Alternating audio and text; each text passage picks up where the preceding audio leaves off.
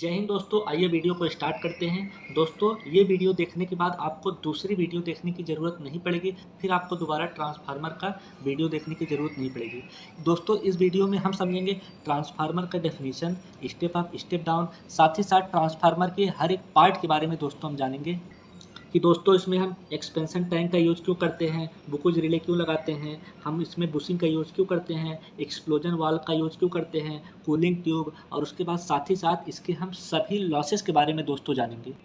इसमें दोस्तों जानेंगे कॉपर लॉस क्या होता है, आयरन लॉस क्या होता है, स्ट्रे लॉस क्या होता है, डाई इलेक्ट्रिक लॉस क्या होता है, और हिस्टैरिसीस और ईडी करंट लॉस क्या होता है दोस्तों। और इसमें हम दोस्तों जानेंगे लो बुशिंग हाई बुशिंग का यूज़ क्यों करते हैं। और दोस्तों इसमें हम जानेंगे जो हमारा ट्रांसफार्मर का कोर होता है उसमें सिंगल सिंगल ब्लेड लगा के क्यों बनाते हैं, और वो नरम लोहा का होना चाहिए या फिर हार्ड लोहा का होना चाहिए। और दोस्तों इसके वाइंडिंग के बारे में समझेंगे, साथ ही साथ समझेंगे प्राइमरी और सेकेंडरी वाइंडिंग में कैसे म्यूचुअल इंडक्शन होता है। और दोस्तों इसमें जानेंगे हम कि ब्रीदर का यूज़ करते हैं, बुकुज रिले का यूज़ क्यों करते हैं, कंजर्वेटर टैंक को क्यों आधा रखते हैं, फुल क्यों नहीं रखते। और हम दोस्तों जानेंगे मेन टैंक में क्या क्या चीज़ें होती हैं, क्या क्या उसमें रखते हैं, और मेन टैंक क्यों हम खाली नहीं रखते, क्यों उसमें ऑयल का यूज़ करते हैं, ये भी दोस्तों हम समझेंगे।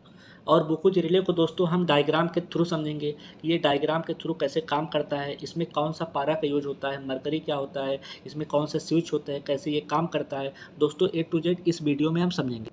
सभी चीज़ों के बारे में दोस्तों हम इसमें समझेंगे। A to Z जानकारी इस वीडियो में हम जानेंगे कि ट्रांसफार्मर के पार्ट बाय पार्ट हर चीज़ के। आइए दोस्तों अगला वीडियो हम स्टार्ट करते हैं। हमारा अगला वीडियो है दोस्तों ट्रांसफार्मर। ट्रांसफार्मर दोस्तों क्या होता है, ये हमारा इंटरव्यू या फिर लोगों में क्या होता है कि जनरली इसे बहुत ज़्यादा पूछा जाता है ट्रांसफार्मर क्या होता है, किस प्रिंसिपल पर काम करता है, क्या क्या पार्ट होते हैं, बुकुज रिले क्यों लगा होता है, कंजर्वेटर टैंक क्या होता है, एक्सप्लोजन वाल्व क्या होता है, ये बहुत सारी चीज़ें हम आगे बात करेंगे। पहले ये देखते हैं डिफिनीशन इसका क्या होता है, फिर आगे हम हर चीज़ हर पार्ट को प्रॉपर डिस्कस करेंगे। आइए दोस्तों, जैसा कि लिखा गया है कि electrical transformer is a static device. हमारा इलेक्ट्रिकल ट्रांसफार्मर क्या है, स्टैटिक डिवाइस है that convert electrical energy from one circuit. हमारा क्या करता है, इलेक्ट्रिकल एनर्जी को वन सर्किट से अनदर सर्किट में क्या करता है, कन्वर्ट करता है दोस्तों। आइदर इंक्रीजिंग, अगर वो इंक्रीज करता है तो हमारा स्टेप अप होता है, अगर वो डिक्रीज करता है तो हमारा स्टेप डाउन ट्रांसफार्मर होता है। किसको, वोल्टेज को। ट्रांसफार्मर दोस्तों जनरली ये वर्क करता है Faraday's law of electromagnetic induction and mutual induction. ये फैराडे जो है दोस्तों हमारे एक साइंटिस्ट है, इन्हीं के नाम पे ये हमारा इनका लॉ पड़ा है। ये है क्या है, Faraday's law of electromagnetic induction. आइए दोस्तों अब हम देखते हैं ट्रांसफार्मर के A to Z पार्ट के बारे में। ट्रांसफार्मर में क्यों कंजर्वेटर टैंक का यूज़ करते हैं, क्यों बुशिंग की यूज़ करते हैं, क्यों यहाँ पे एक्सप्लोजन वाल्व का यूज़ करते हैं, क्यों यहाँ पे ब्रीदर के यूज़ करते हैं, बुकुज रिले, मतलब A to Z यहाँ पे हम समझेंगे कि ट्रांसफार्मर में किन किन पार्ट में क्या क्या यूज़ करते हैं और क्यों यूज़ करते हैं, और ट्रांसफार्मर में कौन कौन से लॉसेस होते हैं, ये सब हम A to Z इस वीडियो में समझेंगे। चलिए दोस्तों सबसे पहले स्टार्ट करते हैं मेन टैंक के बारे में। जैसा कि दोस्तों हमने बताया कि ट्रांसफार्मर के हर पार्ट के बारे में हम अच्छे से समझेंगे कि ट्रांसफार्मर का कौन कौन सा पार्ट कहाँ कहाँ यूज होता है और क्यों यूज होता है। सबसे पहले आइए दोस्तों देखते हैं मेन टैंक के बारे में। मेन टैंक, जैसा कि दोस्तों आपको पता है किसी चीज़ का सबसे मेन पार्ट वो होता है जहाँ पे सभी चीज़ों को ले जा करके उसमें हम डालते हैं। जैसा कि दोस्तों ट्रांसफार्मर में मेन टैंक जो होता है वो पूरी तरीके से खाली होता है, उसके अंदर तीन चीज़ रखा जाता है। पहला होता है दोस्तों कोर होता है, दूसरी होती है दोस्तों वाइंडिंग होती है जो कि कोर के ऊपर वाइंडिंग की जाती है, और तीसरा होता है साइड साइड से दोस्तों भरा होता है नेफ्था ऑयल। नेफ्था ऑयल दोस्तों अभी हम आपको बताएंगे कि आगे कि नेफ्था ऑयल का यूज क्यों करते हैं ट्रांसफार्मर के मेन टैंक के अंदर। देख सकते हैं दोस्तों ये हमारा मेन टैंक है। जैसा कि हमने आपके लिए एक इमेज लाया है कि मेन टैंक का इमेज कैसे होता है, इसी के बिचवा में हम भरते हैं बाइंडिंग, और बाइंडिंग को कोर के ऊपर लपेट के इसी बिचवा में डाल देते हैं, और क्या करते हैं इसी के साइड साइड में नेफ्था ऑयल डालते हैं। आइए दोस्तों आगे हम देखेंगे कि हमारा कोर क्या होता है। आइए दोस्तों अब हम देखते हैं कोर क्या होता है। जैसा कि दोस्तों कोर हमारा जो होता है ट्रांसफार्मर का मध्य भाग होता है, बीच का भाग होता है, जिसको हम नरम लोहे का बनाते हैं, और जिसके ऊपर दोस्तों हम वाइंडिंग करते हैं, कॉपर की वाइंडिंग करते हैं, वो हमारा कोर होता है। दोस्तों कोर हमारा बनता कैसे है, जैसा कि आप देख सकते हैं यहाँ पे कि मान लीजिए ये हमारा कोर है, ये बना के दिखाते हैं आपको। आप देख सकते हैं कि मान लीजिए ये हमारा कोर है। अब यहाँ पे सिंगल ब्लेड, कई सारे सिंगल ब्लेड को जोड़ के एक कोर को बनाते हैं। अब आप सोच रहे होंगे क्यों हम यहाँ पे एक सीधा सीधा मोटा लोहा का यूज क्यों नहीं कर लेते, क्या ज़रूरत है सिंगल ब्लेड को जोड़ के एक कोर के बनाने की। अगर हम एक डायरेक्ट मोटा लोहा ले लें तो हमारा पैसा भी बचेगा, साथ में टाइम भी कम लगेगा। दोस्तों यही तो यहाँ पे आपको खेल है। दोस्तों यहाँ पे हम इसलिए सिंगल ब्लेड को जोड़ के एक कोर बनाते हैं, क्योंकि क्या होता है कि जो हमारा डायरेक्ट आप एक मोटा लोहा लेके आएंगे उसमें क्या होता है दोस्तों, बीच में एक गैप रहता है जिसकी वजह से हमारा ईडी करंट लॉस होता है। यहाँ पे क्या करते हैं, छोटे छोटे पत्ती को जोड़ के एक हम कोर को तैयार करते हैं, और उस जोड़ने के लिए वहाँ पे हम बार्निश का लेप लगाते हैं। जैसा कि एक आप लिए, फिर यहाँ पे बार्निश का लेप लगा दिए, फिर अगला पत्ती जोड़ दिए, फिर अगला जोड़ दिए। इसी प्रकार से एक बड़ा हम कोर तैयार कर लेते हैं। जैसा कि आप देख सकते हैं यहाँ पे हम एक कोर लेके आए हैं आपके लिए, इमेज उसका आप देख सकते हैं। सिंगल लेमिनेटेड, लेमिनेशन का मतलब है दोस्तों जैसे आप मोबाइल के ऊपर लेमिनेशन करवाते हैं, एक लेमिनेशन, दो लेमिनेशन, तीन, ऐसे 10-20 करवा देंगे तो आपके मोबाइल के ऊपर एक मोटा सा परत तैयार हो जाएगा जो आपके मोबाइल को प्रोटेक्ट करता है। उसी प्रकार से यहाँ पे सिंगल पत्ती या ब्लेड को जोड़ जोड़ के एक मोटा लोहा तैयार कर लेते हैं, जैसा कि आपको दिख रहा होगा यहाँ पे, और उसी के ऊपर जो है वाइंडिंग कर देते हैं, जैसा कि आप यहाँ पे देख रहे होंगे कोर के ऊपर वाइंडिंग की गई है। फिर उसके बाद दोस्तों इस कोर को ले जा करके मेन टैंक में रख देते हैं। जैसा कि आप देख रहे होंगे मेन टैंक के बीच में जो जगह खाली है वहाँ पे इस कोर को, जो वाइंडिंग की गई है कोर है, उसको ले जाकर मेन टैंक के बीच में रख देंगे। लेकिन दोस्तों यहीं पे एक प्रॉब्लम खड़ी होती है, जो कि होता है हमारा ईडी करंट लॉस। जब हम मेन टैंक के बीच में इसको ले जाके डालेंगे इस कोर को, तो वहाँ पे दोस्तों क्या होता है, वहाँ पे दोस्तों बीच में खाली जगह बचता है, और वो खाली जगह क्या करता है, ईडी करंट को उत्पन्न करता है, और ईडी करंट हमारा खुद ओरिजिनल करंट का विरोध करता है। इसीलिए दोस्तों हम खाली जगह ना बचे, इसीलिए वहाँ पे हम नेफ्ता ऑयल का यूज करते हैं। ये नेफ्ता ऑयल क्या करता है दोस्तों, ये हमारा जो बीच में खाली जगह बचता है, खाली जगह जो बचता है ना, खाली जगह को ये भर देता है, और साइड साइड में जो भी हमारे ईडी करंट जो उत्पन्न होते उनको सबको रोक देता है। आइए दोस्तों अब हम देखते हैं कंजर्वेटर टैंक या फिर एक्सपेंशन टैंक ट्रांसफार्मर के अंदर क्यों यूज करते हैं और कहाँ पर यूज करते हैं। दोस्तों जैसा कि हमने भी थोड़ी देर पहले बताया आपको कि कोर को ले जा करके मेन टैंक के अंदर डाल देते हैं, और उसके अंदर भरा होता है नेफ्था ऑयल। आपको पता है नेफ्था ऑयल इसलिए यूज़ करते हैं क्योंकि ईडी करंट लॉस ना हो। ईडी करंट लॉस अगर खाली जगह बचा रहेगा तो ईडी करंट लॉस होगा, इसीलिए वहाँ पे हम नेफ्था ऑयल का यूज़ करते हैं ताकि ईडी करंट लॉस ना हो। अब देखते हैं दोस्तों, जब हमारे पास मेन टैंक अवेलेबल था तो कंजर्वेटर टैंक क्यों यूज किए। जैसा कि देख सकते हैं यहाँ पे, ये हमारा मान लीजिए मेन टैंक है, ठीक। अब मेन टैंक है तो हमारे पास ये है, यहीं से जुड़ा होता है हमारा कंजर्वेटर टैंक। ध्यान दीजिएगा, बीच में बुकुज रिले होता है, आगे हम देखेंगे बुकुज रिले क्या होता है। पहला ये देख लेते हैं कंजर्वेटर टैंक इसमें क्यों यूज करते हैं। देख रहे हैं ये हमारा थोड़ा सा सिलेंड्रिकल फॉर्म में होता है, ध्यान दीजिएगा। ये देख रहे हो दोस्तों, ये हमारा कंजर्वेटर टैंक है और ये हमारा मेन टैंक है। आखिर जब हमारे पास मेन टैंक अवेलेबल था तो कंजर्वेटर टैंक यूज करने की क्या ज़रूरत थी। दोस्तों जैसा कि आप देखते होंगे कि अगर गैस पे आप भगोने में दूध ले जाके रख दीजिए और गैस को ऑन कीजिए तो होता क्या है, थोड़ी देर बाद दोस्तों दूध हमारा एकदम गर्म होकर के ऊपर उठने लगता है। यही प्रॉब्लम दोस्तों ट्रांसफार्मर के ऑयल के अंदर होता है। जब हमारा ट्रांसफार्मर ओवरलोड या फिर फुल लोड के कंडीशन में होता है तो क्या होता है, मेन टैंक में जो ऑयल भरा होता है ये ऊपर उठने लगता है। अगर इसे हम कहीं खाली जगह ना दें ऊपर जाने के लिए तो ये हमारा ब्लास्ट हो जाता है। इसी को बचने के लिए हम एक्सपेंशन टैंक का यूज करते हैं, ताकि जब हमारा ट्रांसफार्मर फुल लोड पे हो, तेल जैसे कि हमारा ऊपर जाए, तुरंत क्या करे, ये एक्सपेंशन टैंक में चला जाए और ये हमारा जो मेन टैंक है ये ब्लास्ट ना हो, क्योंकि अगर ट्रांसफार्मर ब्लास्ट होता है तो नुकसान ज़्यादा हो जाता है।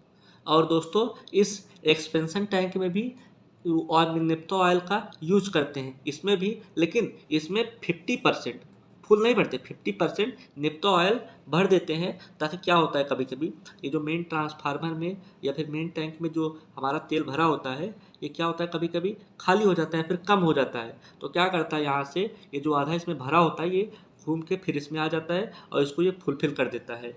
और दोस्तों ये हमारा जो एक्सपेंशन टैंक, यहाँ पर भी दोस्तों आप देख सकते हैं कि ये हमारा मेन टैंक है। इसके अंदर हमारा कोर भरा हुआ है और इसी से जुड़ा होता है हमारा एक्सपेंशन टैंक। जैसा अभी आपको हमने दिखाया था, ये एक्सपेंशन टैंक आप देख सकते हैं क्यों यूज़ करते हैं। कभी कभी क्या होता है, हमारा ट्रांसफार्मर फुल लोड पे होता है और ऑयल हमारा क्या होता है कि ऊपर जाने लगता है। आप देखेंगे दूध जब गर्म होता है तो ऊपर उठने लगता है, उसी प्रकार से यहाँ भी ऑयल ऊपर उठने लगता है और इसको खाली जगह चाहिए ऊपर जाने के लिए। तो क्या करते हैं, एक्सपेंशन टैंक इसी से जोड़ देते हैं और ये ऊपर जा करके एक्सपेंशन टैंक में चला जाता है। यही काम होता है दोस्तों एक्सपेंशन टैंक का। थोड़ा ये आपको हम और अच्छे जैसा कि देख सकते हैं दोस्तों, ये हमारा मेन टैंक है और मेन टैंक हमारा ये कंजर्वेटर टैंक से जुड़ा होता है। और ये जो हमारा कंजर्वेटर टैंक होता है ये 50% भरा होता है और मेन टैंक हमारा फुल भरा होता है। इसको 50% भरने का भी रीज़न है, क्या होता है कभी कभी कि जैसे कि हमारा जो मेन टैंक का ऑयल है ये कभी कभी ख़त्म होने लगता है, देख रहे होंगे ख़त्म होने लगता है। तो क्या होता है कि जैसे ख़त्म होता है तो भैया तुरंत ईडी करंट लॉस फिर शुरू हो जाएगा, इसीलिए इसको 50% भरते हैं। जैसे ये इसमें कम हो या फिर ख़त्म हो तो हमारा कंजर्वेटर टैंक का ऑयल जो है ये वापस से इस पाइप के थ्रू इसमें आ जाए और हमारा ईडी करंट लॉस ना हो। और दोस्तों जब हमारा ये फुल लोड पे होता है तो क्या होता है, यहाँ से ऑयल हो करके इस पाइप के थ्रू कंजर्वेटर टैंक में चला जाता है, जिससे हमारा ट्रांसफार्मर भड़कने से या फिर दगने से बच जाता है। जिससे कभी कभी देखते होंगे आप, ट्रांसफार्मर गली मोहल्ले या फिर मेन बाज़ार में ही लगा दिया जाता है। अगर ये ब्लास्ट हो जाएगा तो बड़ी दिक्कत होगी। उसी से बचने के लिए यहाँ पे कंजर्वेटर टैंक का यूज करते हैं। देखिए दोस्तों, कंजर्वेटर टैंक का यूज करके हम ट्रांसफार्मर को भड़कने से या फिर ब्लास्ट होने से बचा लेते हैं। लेकिन होता क्या है कि जैसे कि हमारा ट्रांसफार्मर फुल लोड पे होता है तो हमारा ऑयल जो है ये मेन टैंक से होकर के कंजर्वेटर टैंक में चला जाता है और हमारा ट्रांसफार्मर ब्लास्ट होने से बच जाता है। लेकिन दोस्तों प्रॉब्लम यहाँ पे एक और खड़ी हो जाती है। जैसे कि आप देखे होंगे कि जब आप सांस लेते हैं तो हवा को जब एक बार आप बाहर छोड़ते हैं तो फिर उसके बाद अंदर लेते हैं, मतलब बाहर अंदर। वही प्रोसेस सेम इसमें होता है दोस्तों।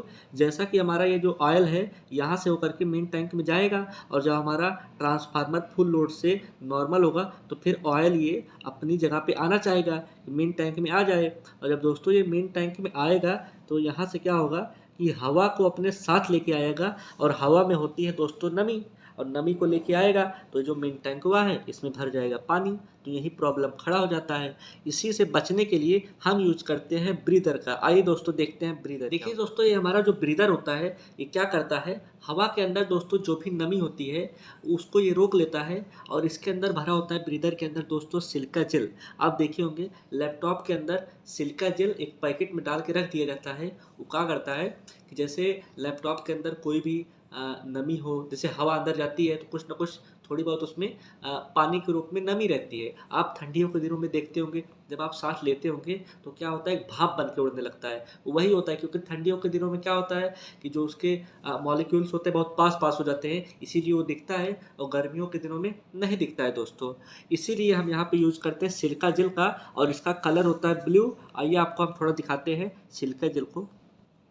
जैसा कि दोस्तों आप देख रहे होंगे ये हमारा ब्रीदर है और ये ब्लू कलर का है। ये क्या करता है कि जो हवा के अंदर नमी होती है उसको रोक लेता है। और ये हमारा दोस्तों कंजर्वेटर टैंक से जुड़ा होता है। ये इंटरव्यू में दोस्तों पूछा जाता है कि हमारा ब्रीदर कहाँ पे जुड़ा होता है, तो आपको बताना है ये हमारा कंजर्वेटर टैंक के अंदर जुड़ा होता है, ना कि हमारा मेन टैंक से जुड़ा होता है। कभी कभी लोग क्या बता देते हैं ये हमारा मेन टैंक से जुड़ा होता है, यहीं पे दोस्तों गलती करते हैं। ये जो होता है कंजर्वेटर टैंक से जुड़ा होता है और हमारा कंजर्वेटर टैंक जो है ये हमारा मेन टैंक से जुड़ा होता है और यही काम करता है ये हमारा ब्रीदर। देखिए दोस्तों, हम ट्रांसफार्मर को भड़कने से रोकने के लिए हम कंजर्वेटर टैंक का यूज़ कर दिए और उसमें हवा के साथ नमी न जाए इसलिए हम ब्रीदर की यूज़ कर दिए। लेकिन दोस्तों आप देखते होंगे कि ट्रांसफार्मर जो है कभी खेत में, कभी मार्केट में, कभी क्या कहते हैं गली मोहल्ले में लगा दिया जाता है। और जब हवा के साथ नमी जा सकती है तो उसके साथ धूल भी तो जा सकता है, मिट्टी भी तो जा सकती है उड़ उड़ के। तो उससे रोकने के लिए यही ब्रीदर के नीचे आप देख रहे होंगे, ये देखिए कटोरी टाइप का बना देते हैं और उसके अंदर भर देते हैं ऑयल। वो ऑयल क्या करता है कि जो धूल धक्कड़ है उसको रोक लेता है और ये हमारा ब्रीदर जो है ये हवा के अंदर जो नमी है उसको रोक लेता है और कंजर्वेटर टैंक हमारा ट्रांसफार्मर को ब्लास्ट होने से बचाता है। अब दोस्तों आप समझ गए होंगे कि ब्रीदर का यूज क्यों करते हैं, और ब्रीदर के नीचे जो है कटोरी टाइप का ऑयल भर देते हैं उसमें, उससे क्या करते हैं कि जो धूल धक्कड़ है उसको। अगला दोस्तों हमारा है बुकुज रिले। बुकुज रिले दोस्तों क्या होता है और ट्रांसफार्मर के अंदर क्यों यूज करते हैं बुकुज रिले को। आखिर जब हमारे पास एक्सपेंशन टैंक था तो बुकुज रिले यूज करने की क्या ज़रूरत थी। आइए दोस्तों देखते हैं। जैसा कि आपने देखा थोड़ी देर पहले कि मेन टैंक से हम कंजर्वेटर टैंक का यूज करते हैं, क्यों, क्योंकि ताकि ट्रांसफार्मर हमारा ब्लास्ट ना हो। लेकिन दोस्तों हमारा जो कंजर्वेटर टैंक है उसकी भी एक लिमिट है, उसका भी एक दायरा है कि इतना ही लोड होगा तभी तक वो उस लोड को झेल पाएगा, उससे ज़्यादा होगा तो वो भी ब्लास्ट हो जाएगा। तो उस कंडीशन में दोस्तों क्या करते हैं, बुकुज रिले का यूज करते हैं। ये क्या करता है कि जैसे कि मान लीजिए हमारा जो ट्रांसफार्मर है, बुकुज रिले को दोस्तों हम क्या करते हैं कि जैसे कि आप देखते होंगे मेन टैंक और जो कंजर्वेटर टैंक के बीच में बुकुज रिले का यूज करते हैं। ताकि क्या करता है कि जैसे मान लीजिए ओवरलोड हो, हमारा एक लिमिट से ज़्यादा होने लगे, तो हमारा जो बुकुज रिले है वो स्विच होता है, बटन को दबा देता है और हमारा ट्रांसफार्मर जो है बंद हो जाता है और ब्लास्ट। देखिए दोस्तों जैसा कि लिखा गया है, a relay is connected to the oil pipe between the overhead conservator tank and main tank of the transformer. लिखा गया है कि हमारा जो रिले होता है वो कनेक्ट किया जाता है किसमें, ऑयल पाइप से, और किससे, किसके बीच में, मेन टैंक और कंजर्वेटर टैंक के बीच में इसे जोड़ा जाता है। ये रिले क्या है दोस्तों, ये बुकुज रिले ही है जो कि एक स्विच होता है, और इस ये जो है इलेक्ट्रिक से कोई मतलब नहीं होता। इसको जो स्विच है उसको दबाने का क्षमता मरकरी में होता है। किस में होता है दोस्तों, मरकरी, इसीलिए इसका नाम मरकरी स्विच भी कहते हैं। होता क्या है दोस्तों, जैसे हमारा ट्रांसफार्मर ओवरलोड पे आ जाता है, हमारा कंजर्वेटर टैंक भी भर जाता है, तो हमारी जो मरकरी होती है वो गर्म होकर के स्विच को दबा देती है, और हमारा जो अलार्म है, इसमें किसका यूज किया जाता है, अलार्म का। अलार्म हमारा बजने लगता है। अगर मान लीजिए कोई आसपास है, मान लीजिए कोई बिजली विभाग का आदमी, तो उसे जाके बंद करता है। अगर नहीं है तो हमारा जो मरकरी है वो ऑटोमेटिक स्विच को दबा देती है टू ट्रिप द सर्किट, और हमारा जो सर्किट होता है वो ब्रेक हो जाता है। जैसा कि दोस्तों देख सकते हैं, ये हमारा बुकुज रिले यहाँ पे लगा है। आपको हमने थोड़ी देर पहले डेफिनेशन बताया। मेन टैंक और जो हमारा कंजर्वेटर टैंक है उसके बीच में ही यूज करते हैं बुकुज रिले का। ये थोड़ा देख लेते हैं बुकुज रिले होता कैसे है। ये दोस्तों देखिए, ये हमारा बुकुज रिले है। बुकुज रिले इसी प्रकार से होता है। इसके बीच में आप देख रहे होंगे कि ये हमारा पारा भरा हुआ है, मरकरी, और इस मरकरी के अंदर इतनी क्षमता होती है कि ये हीट होने के बाद स्विच को दबा देता है, और हमारा जो सर्किट है वो ब्रेक हो जाता है, और हमारा ट्रांसफार्मर जो है वो बंद हो जाता है, भड़कने से या फिर दगने से बच जाता है। जैसा कि दोस्तों आपको अब पता चल गया होगा कि बुकुज रिले का यूज क्यों करते हैं और कहाँ पे करते हैं, और इसका यूज क्यों ट्रांसफार्मर में ज़रूरी है। दोस्तों बुकुज रिले हमारा एक तरीके का सेफ्टी प्रोवाइड करता है, ट्रांसफार्मर में ब्लास्ट होने से बचाता है। पहला सेफ्टी दोस्तों बुकुज रिले होता है, और दूसरा सेफ्टी हमारा दोस्तों होता है एक्सप्लोजन वाल्व। एक्सप्लोजन वाल्व होता क्या है, एक्सप्लोजन वाल्व दोस्तों ये बड़ा सा डंडा टाइप का होता है, मतलब बड़ा सा पाइप टाइप का होता है, समझ लीजिए। ये क्या करते हैं कि जैसे हमारा ट्रांसफार्मर ओवरलोड पे आता है, ये बहुत नरम धातु का होता है। क्या होता है कि जैसे हमारा ट्रांसफार्मर ओवरलोड पे आता है तो ये हमारा फट जाता है, और हमारा जो ऑयल है यहाँ से निकल जाता है, और हमारा ट्रांसफार्मर जो है ब्लास्ट होने से बच जाता है। जैसा यहाँ पे आप दोस्तों देख रहे होंगे, ये हमारा कंजर्वेटर टैंक, ये हमारा मेन टैंक है, इसी के बीच में लगा होता है बुकुज रिले, और ये हमारा दोस्तों क्या है, एक्सप्लोजन वाल्व है। जैसा कि आपको हमने बताया थोड़ी देर पहले, ये एक लंबी सी पाइप की तरीके से होता है, और ये बहुत नरम धातु का बनाया जाता है।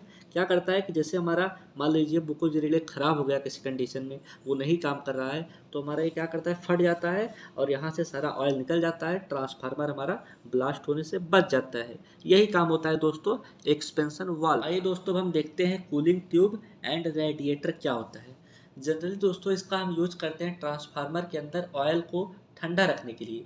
जैसा कि अब तो नए नए ट्रांसफार्मर में फ़ैन भी आ गया है कि फ़ैन चलता रहता है, ट्रांसफार्मर का जो ऑयल है वो धीरे धीरे थोड़ा थोड़ा ठंडा होता रहता है, जिसमें हमारा ट्रांसफार्मर थोड़ा सा सेफ्टी और ज़्यादा मिल जाती है। अब दोस्तों ये काम कैसे करता है कूलिंग ट्यूब एंड रेडिएटर।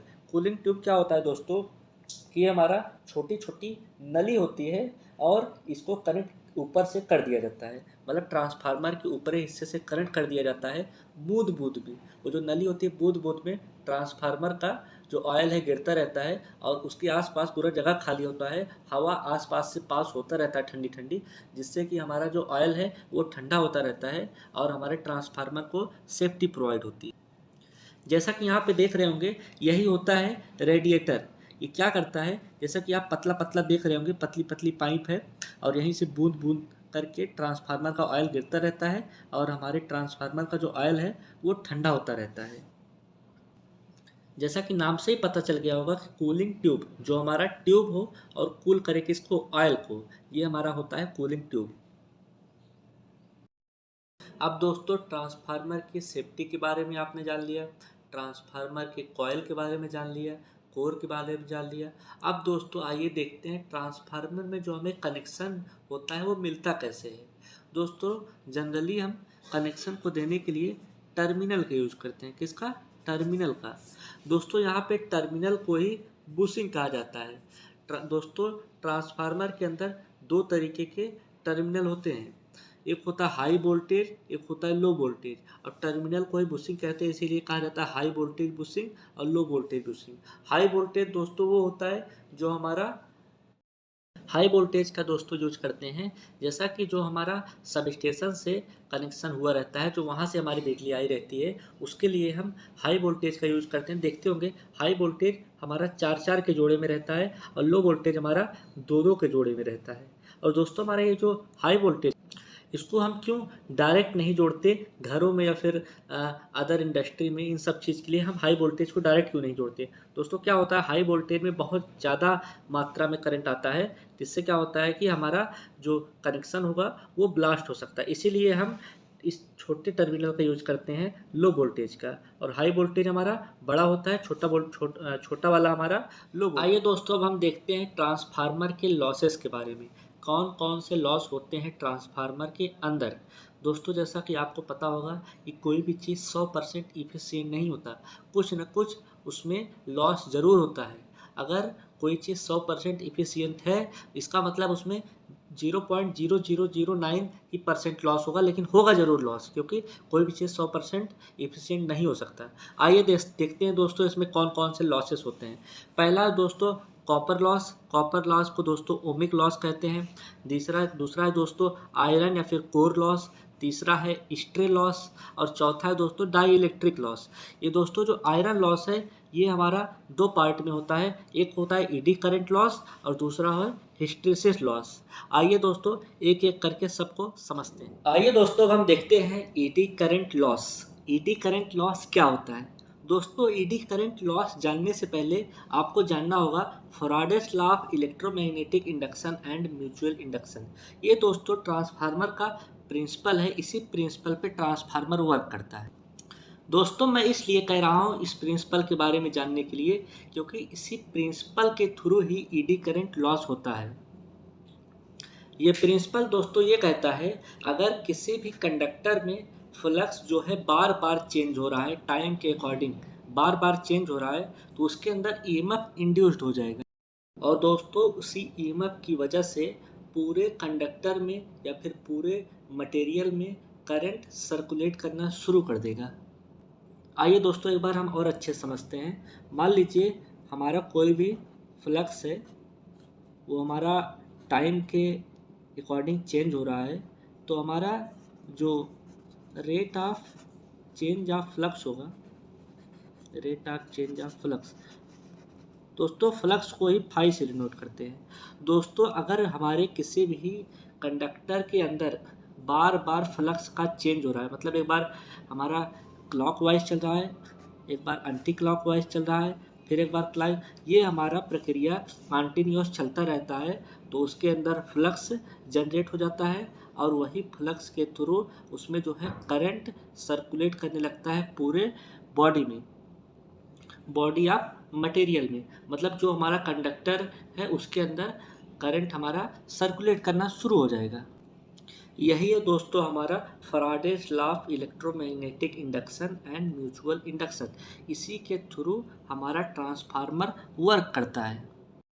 तो आप समझ गए होंगे दोस्तों कि हमारा जो ट्रांसफार्मर का प्रिंसिपल है वो कैसे काम करता है। आइए दोस्तों थोड़ा हम देख लेते हैं कि जो हमारा ट्रांसफार्मर में जो हमारा वोल्टेज इंड्यूस्ड होता है प्राइमरी से सेकेंडरी साइड वो कैसे होता है। दोस्तों हमारा जो ट्रांसफार्मर का प्राइमरी और सेकेंडरी वाइंडिंग होता है वो इलेक्ट्रिकली जो है कनेक्ट नहीं होता, इलेक्ट्रिकली कनेक्ट नहीं होता, लेकिन मैग्नेटिकली कनेक्ट होता है। ध्यान दीजिएगा दोस्तों, ये हमारा इलेक्ट्रिकली कनेक्ट नहीं होता लेकिन मैग्नेटिकली कनेक्ट होता है। तो होता क्या है दोस्तों, जो हमारा करंट होता है वो भी एक बार ऐसी होता है, अल्टरनेट होता है। इसी वजह से हमारा जो मैग्नेटिक होता है वो एक बार क्लॉकवाइज होता है, एक बार एंटी क्लॉकवाइज होता है। इसी वजह से दोस्तों क्या होता है कि इसमें हमारे ईएमएफ इंड्यूस होते हैं और उसकी वजह से इसमें करंट फ्लो करने लगते हैं। तो होता क्या है दोस्तों कि जो हमारा प्राइमरी साइड का बाइंडिंग है ये भी हमारा कंडक्टर है और हमारा जो कोर है ये भी कंडक्टर है। तो होता क्या है, यहाँ पे हमारा जो मैग्नेटिक फ्लक्स है वो बार बार चेंज हो रहा है, जिसकी वजह से यहाँ पे क्या होगा, करंट सर्कुलेट करने लगेगा। ये दोनों इलेक्ट्रिकली तो कनेक्ट है नहीं लेकिन मैग्नेटिकली कनेक्ट है। तो होता क्या है दोस्तों, जो हमारा प्राइमरी साइड का वोल्टेज होता है वो फ्लक्स के थ्रू, ध्यान दीजिएगा मैग्नेटिकली कनेक्ट है, वो फ्लक्स के थ्रू हमारा जो सेकेंडरी साइड का बाइंडिंग है उसमें इंड्यूस्ड हो जाता है, जिसको हम कहते हैं म्यूचुअल इंडक्शन। ये एक बार और समझते हैं, जो हमारा दोस्तों प्राइमरी साइड की वाइंडिंग है वहाँ पे बार बार फ्लक्स की डायरेक्शन चेंज हो रही है, जिसकी वजह से ईएमएफ इंड्यूस होगा और वही ईएमएफ की वजह से यहाँ पे करंट सर्कुलेट करने लगेगा। वही म्यूचुअल इंडक्शन के थ्रू यहाँ का जो वोल्टेज है ये मैग्नेटिकली सेकेंडरी वाइंडिंग में हो जाएगा। तो यहाँ भी हमारा क्या होगा कि वोल्टेज इंड्यूस्ड हो जाएगा। इसी पे दोस्तों हमारा ट्रांसफार्मर वर्क करता है। लेकिन दोस्तों इसका ईडी करंट से क्या लॉस है।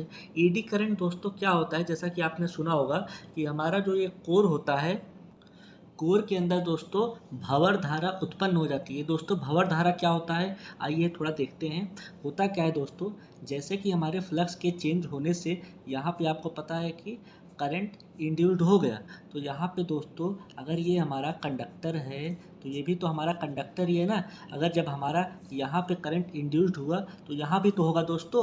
और इसका क्या है, ये हमारा तो वाइंडिंग है, इसके थ्रू यहाँ म्यूचुअल इंडक्शन हो जा रहा है, जिसकी वजह से ये हमारा करंट यहाँ से यहाँ ट्रांसफ़र हो जा रहा है। लेकिन दोस्तों इसका जो करंट है, जो हमारा कोर है, ये तो दोस्तों क्या होता है, जब यहाँ पे फ्लक्स चेंज होने से जब यहाँ पे करंट इंड्यूस्ड होता है तो वो क्या करता है, यहीं बीच में ही गोल गोल घूमने लगता है। ध्यान दीजिएगा दोस्तों, यही होता है भंवर धारा, गोल गोल घूमने लगता है, जिसकी वजह से यहाँ पे दोस्तों हीट जनरेट होने लगता है। और दोस्तों हमारा हीट होता है वही हमारा कोर लॉसेस के फॉर्म में आता है, जिसे हम कहते हैं आयरन लॉस या फिर ईडी करंट लॉस। दोस्तों ध्यान दीजिएगा, एक बार और समझाते हैं कि सीधा सीधा समझिए। यहाँ पे जिस प्रकार से फ्लक्स चेंज होने से यहाँ पे जो ईएमएफ इंड्यूस हुआ, इसकी वजह से यहाँ पे करंट ट्रेवल करने लगा, उसी प्रकार से जब ये हमारा वाइंडिंग कोर है वो कंडक्टर है, तो ये भी तो हमारा कंडक्टर है, उसी प्रकार से यहाँ भी क्या होगा कि हमारा ईएमएफ इंड्यूस होगा और यहाँ भी हमारा करंट फ्लो करने लगेगा। ये वाला करंट दोस्तों सेकेंडरी में चला जाता है म्यूचुअल इंडक्शन थ्रू, ट्रांसफार्मर के प्रिंसिपल के थ्रू। लेकिन यहाँ पे क्या होता है, यहाँ पे ऐसा कुछ नहीं होता और ये जो है यहीं पे गोल गोल करंट हमारा घूमने लगता है, जिसकी वजह से यहाँ पे हीट उत्पन्न होता है। हीट उत्पन्न होने से यहाँ पे हमारा कोर लॉस होने लगता है। अब हम उम्मीद करते हैं दोस्तों आप ईडी करंट लॉस समझ गए होंगे। आइए देखते हैं इसको रिड्यूस कैसे करते हैं, कम कैसे करते हैं। आपने सुना होगा दोस्तों कि यहाँ पे छोटे छोटे पत्ती, छोटे छोटे ब्लेड को बार्निश का लेप लगा करके हम एक कोर तैयार करते हैं, जिससे हमारा ईडी करंट लॉस नहीं होता है, कम होता है मतलब कि। तो आइए दोस्तों एक बार हम इसको डीपली समझ लेते हैं आखिर ये होता कैसे है। दोस्तों हम जैसा कि एक तरफ बना रहे हैं आपका मोटा लोहा, मतलब कि एक मोटा कंडक्टर, ध्यान दीजिएगा, और दूसरी तरफ बनाएंगे हम आपका एक बार्निश का लेप लगा करके आपका ब्लेड का। ध्यान दीजिएगा दोस्तों, ये हमारा मोटा लोहा है और दूसरी तरफ दोस्तों हम बना देते हैं छोटे छोटे ब्लेड से मिलकर के। ये हमारा छोटे छोटे ब्लेड से मिलकर के बनेगा कोर, ट्रांसफार्मर का कोर। दोनों दोस्तों कोर है, लेकिन दोनों में यही डिफरेंस है कि एक जो है छोटे छोटे ब्लेड से मिलके बना है और दूसरा दोस्तों क्या है कि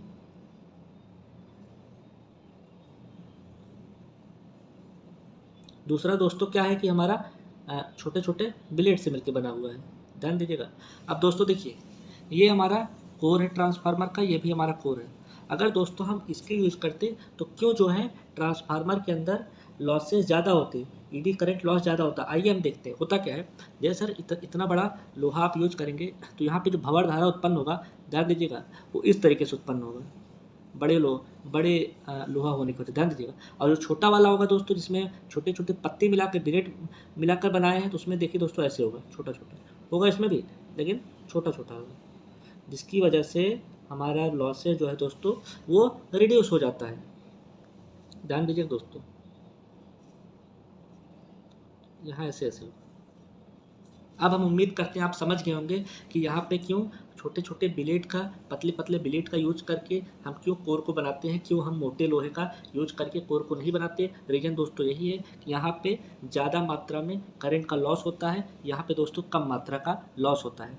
आइए दोस्तों अब हम देखते हैं हिस्टैरिसीस लॉस। लॉस दोस्तों क्या होता है, जैसा कि अभी हमने थोड़ी देर पहले बताया कि जो हमारे फ्लक्स होते हैं वो कभी एंटी क्लॉकवाइज डायरेक्शन में चलते हैं, कभी क्लॉकवाइज डायरेक्शन में, कभी क्लॉकवाइज फिर कभी एंटी क्लॉकवाइज, जिसकी वजह से दोस्तों क्या होता है, दोनों में कोलिजन होता है और उसकी वजह से यहाँ पे हीट जनरेट होने लगता है। ध्यान दीजिएगा, एंटी क्लॉकवाइज क्लॉकवाइज अगर हमारे फ्लक्स चलेंगे तो जिसकी वजह से क्या होगा कि हमारा कोलिजन होगा और यहाँ पे हीट के फॉर्म में ये लॉस होने लगेंगे। इसे कहते हैं दोस्तों हिस्टैरिसीस लॉस, ये भी एक आयरन लॉस। आइए दोस्तों अब हम देखते हैं ओमिक लॉस। ओमिक लॉस दोस्तों जो होता है ये ओम के नियम का लॉस होता है। ओम का नियम दोस्तों क्या कहता है, B बराबर होता है IR और दोस्तों R बराबर होता है तुम्हारा B/I। ध्यान दीजिएगा दोस्तों, B/I। इसे क्या कहते हैं दोस्तों, इसे हम वायर लॉस भी कहते हैं। ध्यान दीजिएगा, इसे हम वायर लॉस भी कहते हैं। इसमें क्या होता है दोस्तों, आप देखते होंगे घरों में किसी भी चीज़ों में अगर वहाँ पे रेजिस्टेंस है तो क्या करता है, करंट का विरोध करता है। ध्यान दीजिएगा, रेजिस्टेंस करंट का विरोध करता है, इसे कहते हैं ओमिक लॉस। जो हमारा करंट है कुछ ना कुछ लॉस हो जाता है, किसकी वजह से, रेजिस्टेंस की वजह से, इसे कहते हैं दोस्तों ओमिक। अगला है दोस्तों हिस्ट्री लॉस। हिस्ट्री लॉस को दोस्तों हम लीकेज ऑफ, ध्यान दीजिएगा, लीकेज ऑफ फ्लक्स भी कहते हैं, लीकेज ऑफ फ्लक्स। दोस्तों यहाँ पे क्या होता है कि जो हमारी वाइंडिंग होती है, वाइंडिंग के बीच में एक पेपर लगाया जाता है। क्यों पेपर लगाया जाता है, क्योंकि दोनों वाइंडिंग आपस में टच ना हो। जो बीच में दोस्तों पेपर लगाया जाता है उसकी वजह से हमारे जो फ्लक्स के बीच में गैप आ जाता है, और जो गैप होता है उसी की वजह से दोस्तों हमारा हिस्ट्री लॉस होता है।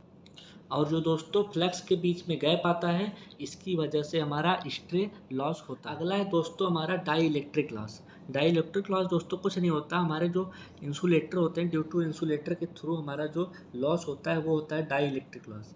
मतलब कि जो इलेक्ट्रिसिटी में रुकावट उत्पन्न करता है, रुकावट, वो होता है डाई इलेक्ट्रिक लॉस। देखते होंगे दोस्तों वायर के ऊपर एक क्या कहते हैं वो इंसुलेटर लगा रहता है, जिसके थ्रू हमारे वायर को प्रोटेक्शन प्रोवाइड करता है। उससे दोस्तों क्या होता है 0.00 बहुत माइन्यूट पॉइंट में, मतलब कि उसमें इलेक्ट्रिसिटी को रुकावट उत्पन्न करता है, वो जो लॉसेस होता है दोस्तों वो हमारा होता है डाई इलेक्ट्रिक लॉस। लास्ट है हमारा दोस्तों मैग्नेटो रिस्ट्रिक्शन। ये दोस्तों क्या होता है, ये हमारा ट्रांसफार्मर में बहुत छोटा लॉस होता है। जैसे कि आप ट्रांसफार्मर के पास में जाएंगे तो घन घन की एक साउंड आती रहती है। ये जो घन घन की जो दोस्तों साउंड आती रहती है, इसके थ्रू जो लॉस होता है वो होता है हमारा दोस्तों मैग्नेटो रिस्ट्रिक्शन लॉस।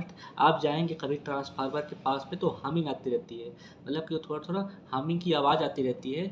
ये होता क्या है कि ये हमारे ट्रांसफार्मर से ही इलेक्ट्रिसिटी ले करके ये आवाज़ आती है, जिसकी वजह से हमारा 0.00 के परसेंटेज में लॉस होता है, लेकिन दोस्तों होता है ये लॉस। हम उम्मीद करते हैं दोस्तों आपको हमारी ये वीडियो पसंद आई होगी, और ये वीडियो देखने के बाद दोस्तों आपको वर्किंग प्रिंसिपल ट्रांसफार्मर के A to Z पार्ट के बारे में आप समझ गए होंगे। अगर आपको दोस्तों ये वीडियो अच्छी लगी हो तो कृपया चैनल को लाइक करके सब्सक्राइब करें। जय हिंद दोस्तों।